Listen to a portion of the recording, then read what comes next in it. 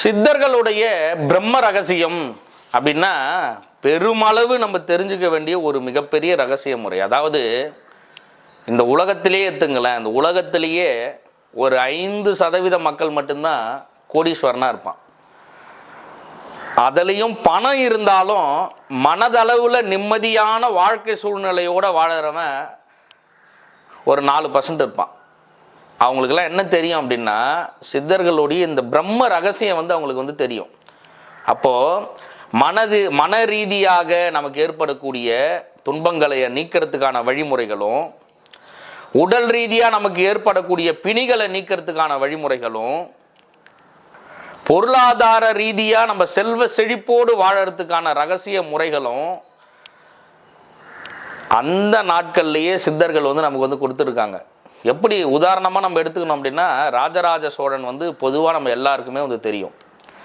இப்போவும் இந்த நூற்றாண்டுலேயும் பேசக்கூடிய ஒரு மன்னனாக அவர் வாழறாரு அப்படின்னா, கரூராரை முழுக்க அவர் நம்பினார். கரூரார் சித்தருடைய நண்பராக இருந்தார். அதனால தான் நம்ம தஞ்சை பெரிய கோவில் பின்பக்கமே கரூராருக்குன்னு சொல்லிட்டே ஒரு சன்னதி அமைச்சிருப்பார். அந்த மாதிரி சித்தர்களுடைய ரகசியம் தெரிஞ்சு வச்சுக்கிட்டோம் அப்படின்னா பண கஷ்டம் நமக்கு ஏற்படாது, மன ரீதியான துயரங்கள் ஏற்படாது. அதாவது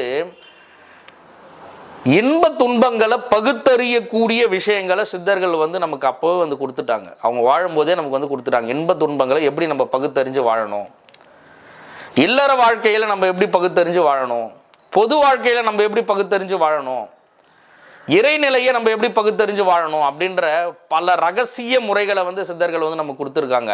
சித்தர்கள் அப்படின்னாவே நம்ம என்ன நினச்சிக்கிறோம், சாமியார், அவர் துறவி, அவருக்கு எதுவும் தேவையில்ல, இதை மட்டும் தான் நம்ம நினச்சிக்கிறோம்.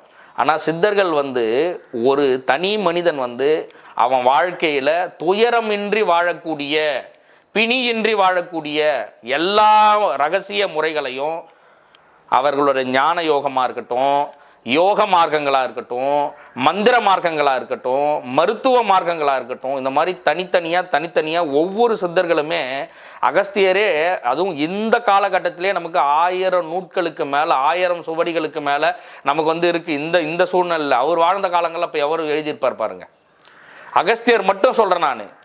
போகர் இருக்கார், புலஸ்தியர் இருக்கார், காலாங்கி இருக்கார், கரூரார் இருக்கார், கொங்கணவர் இருக்கார், தன்வந்திரி இருக்கார், நந்தீஷர் இருக்கார். இந்த மாதிரி நம்ம சொல்லிட்டே இருக்கலாம். 11 சித்தர்கள் மட்டும் இல்லாமல் நவநாத சித்தர்கள், நவகோடி சித்தர்கள்னு சொல்லிட்டு கோடிக்கணக்கில் நமக்கு இந்த ரகசிய முறைகளை கொடுத்துட்டே இருந்திருக்காங்க.